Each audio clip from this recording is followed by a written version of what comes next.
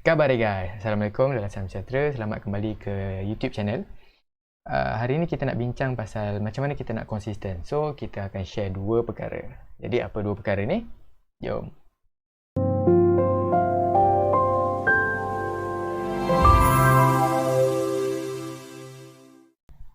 Okey, macam mana kita nak konsisten dalam trading dan kenapa kita nak konsisten dalam trading? Sebab at the end of the day, kita nak nampak apa kita punya result. Selepas kita belajar, lepas kita buat kelas, lepas kita buat Zoom semua, kita nak nampak result at least 10% sebulan. Okay, 10%. Kenapa 10%? Sebab itu satu figure yang make sense dan juga average lah, kira memang achievable. Kita selalu je dapat 20%, 30%, depend on market juga sebenarnya. Memang walaupun tak setiap bulan market rally, tapi kita boleh cari peluang tu. Sebab kita nanti ada teknik lah. Walaupun counter-counter turun, kita boleh cari teknik dan cari peluang. Okay, kenapa 10%? Okay, kita tengok dia punya minimum compounding. Kita tengok pengiraan dia. Okay, let's say kita ada 10,000 kita invest, and then untuk sebulan kita ambil sebulan kita ambil 10% lah, 10%. Dalam setahun ada 12 bulan. Jadi compounding sebanyak 12 kali. Ni include internal. Kita calculate. Okay, calculation projection kita akan dapat insyaAllah pada at the end of the year, kita akan dapat 31,000. So invest 10,000, kita dapat 31,000. Inilah nanti pengiraan dia kat bawah ni, kat bahagian bawah ni. Tengok. Okay, itu cara dia. Maksud bukan cara dia, itu kenapa kita ambil 10% at least lah kan. So macam ni kita nak konsisten dalam trading lah. Pertama, kita kena tahu apa yang kita buat. Kita kena tahu, macam ni kita nak tahu, kita kena study lah. Kita kena ada ilmu, kita kena ada orang yang mengajar, kita ada orang yang kita boleh tanya. Kita boleh tanya, kalau kita tak faham ke apa, kita boleh tanya. So insyaAllah nanti bila dah berdaftar nanti dengan saya, akaun CDS, saya akan masukkan dalam grup VIP. Dan kat situ semua boleh tanya, jangan risau. Dan kita ada kajian juga. Dan untuk macam kita kena tahu, bila kita dah ada ilmu tu, kita kena tahu juga kenapa kita entry dekat harga tu, kenapa kita, kat mana kita nak SL, nak cut loss lah, maksudnya kurangkan kita punya loss, kat mana kita nak TP ataupun target price kita ataupun take profit lah. So kita tengok chart. Contohlah ni chart apa ni? Di next boleh lah 8%. Ni tengok sikit dia punya chart sentiasa menurun. Okay. Okay, nice. Boleh juga. Nanti pun saya tengok pun dah boleh glimpse lah. Kita boleh agak kat mana kita nak entry. Nanti insyaAllah along the way anda pun boleh baca chart secara pantas. Okay, so saya boleh kata dekat 86 sen ni, 86 sen ni adalah a good buy, potential buy, bukan good buy. Ni okay, disclaimer, ini bukan buy call, sell call ini just nak tunjuk je lah real case, macam mana kita nak tengok macam mana kita nak tahu kenapa kita masuk apa semua. Trading plan lah, basically trading plan. So trading plan dia kita boleh kata kat sini. Okay, contoh kalau saya masuk ke sini, risk to reward ratio kita adalah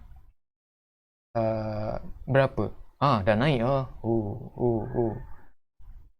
Okay. Tak dah, tu naik sikit je. Okay, contoh kita dah masuk sini, kita nak riskkan kita punya modal tu berapa? 81 sen. It's good lah. Boleh lah katakan make sense. 5%, 5.7%. So kalau kita nak buat risk to reward ratio kita adalah 1:1. Okay, so kita kena cari jugalah 5.7, lebih kurang lah situ. Pada harga inilah. Sebab apa saya kata kat sini? Kat sini kan ada resistance. Jadi lebih sikit je lah. Ini one to one. Tapi kalau kita rasa benda ni ratio ni okey, kita masuk. Tapi nanti kita akan cari lah. Kita akan lebih cari counter yang lebih potensi ataupun margin of profit tu lagi tinggi lah. Potential dia. Jangan risau. Itu maksud dia kita kena tahu. Sebab apa? Dia akan berkait dengan poin kedua kita adalah sabar. Bila sabar, maksudnya contoh kita dah beli 86 sen and then kaunter-kaunter lain yang naik dulu. Bila kaunter-kaunter lain yang naik dulu, kita akan rasa FOMO. Kita rasa nak beli. Sebab bila kita beli tak semestinya naik terus. Dia mungkin akan turun dulu.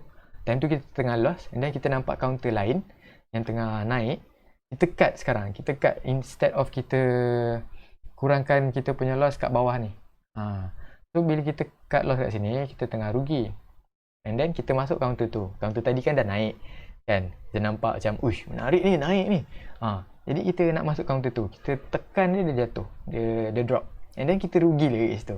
Kat situ susah nak konsisten. Jadi kita kena tahu kenapa kita masuk. Kuncinya adalah sabar. Kita dah ada plan. Memang kita merancang tapi Allah yang menentukan. Tapi kalau kita tak ada satu target ataupun satu kita punya goal, macam mana kita nak benchmark? Okay. Trading plan ni juga adalah benchmark. Sama ada kita nak lepaskan pegangan tu ataupun kita nak keep. Dan juga kita kena sabar. Okay. Sebab kadang-kadang kita ada satu masa tu memang sentimen tak elok. Macam PRU tu isu besar lah. Sebab kita investor global pun memang pandang benda tu. Sebab kita investor global nak tengok sama ada kerajaan tu kukuh ke tak. Okay. Contohnya macam statement-statement ahli politik. Macam tiba-tiba Bang Non Anwar Ibrahim tu buat statement itu ini ada majoriti, kursi majoriti kan. Cara itu isu kecil dia tu dia akan menyebabkan satu fear, uncertainty and doubt dalam market. Jadi kat situ mungkin akan ada penurunan. Tapi penurunan tu kita kena tengok lah. Penurunan yang legit, yang genuine untuk dia turun lagi ataupun tak. Itu nanti kita akan sembang tajuk lain lah. So kunci dia tadi kita kena tahu trading plan lah. Tahu apa yang kita buat. Tahu apa yang kita buat maksudnya kita ada trading plan nak masuk mana, kat loss kat mana, profit kita berapa banyak kita nak. And then keduanya kita kena sabar. Kena sabar ni berkait juga dengan tadi trading plan. Sebab kita bila kita tak tahu kita nak cut loss kat mana, kita akan biar. Bila kita biar tu yang makin loss tu. Kan? Mungkin bila kita tak cut kat sini nanti dia turun ke bawah macam ni. Lepas tu nanti kita dah surrender, tak nak masuk market dah. Lepas tu kata saham ni scam. Oh no. Kita dah ajar. Nanti kita ajar. Sabar yang penting. Sebab sabar tu Allah kan kata orang yang sabar ni akan ada habuan akan datang. Jadi untuk next video nanti kita akan sharing lagi lebih dalam dan juga tajuk-tajuk lain juga. Jangan lupa subscribe, share dan bagi value kepada orang lain. Siapa yang nak bekerjasama dengan saya, boleh daftar akaun CDS anda dengan melalui link kat bawah. Jadi jumpa lagi akan datang dengan tajuk yang lain ataupun sambungan kepada macam mana kita nak konsisten part 2. InsyaAllah. Okay, Assalamualaikum.